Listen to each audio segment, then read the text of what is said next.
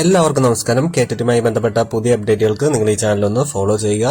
ഇപ്പോൾ പുതുതായിട്ട് വന്നിരിക്കുന്ന അപ്ഡേറ്റ് എന്തെന്ന് വെച്ചാൽ കേറ്ററ്റ് ഫെബ്രുവരി 2026 കാറ്റഗറി 1, 2, 3, 4 പരീക്ഷയുടെ താൽക്കാലിക ഉത്തരസൂചിക പരീക്ഷാർത്ഥികൾക്ക് പരിശോധിക്കുന്നതിന് വേണ്ടി പരീക്ഷാ ഭവന്റെ വെബ്സൈറ്റിൽ പ്രസിദ്ധീകരിച്ചിട്ടുണ്ട്. ഉത്തരസൂചികയെ സംബന്ധിച്ച് പരീക്ഷാർത്ഥികൾക്കുള്ള പരാതികൾ അവരുടെ തന്നെ ഒരു സൈറ്റിൽ തന്നെ ലഭ്യമാക്കിയിട്ടുള്ള മാതൃകാ ഫോറത്തിൽ സമർപ്പിക്കാവുന്നതാണ്.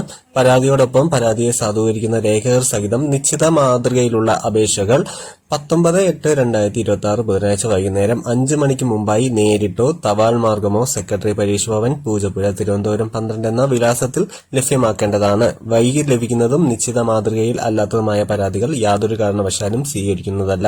പരാതിയിൽ അയക്കുന്ന ഫോർമാറ്റ് ഷീറ്റിൽ ഒരു കാറ്റഗറി, ഒരു പാർട്ട് എന്നിവയിലെ പരാതി മാത്രമേ ഉൾക്കൊള്ളിക്കാവൂ.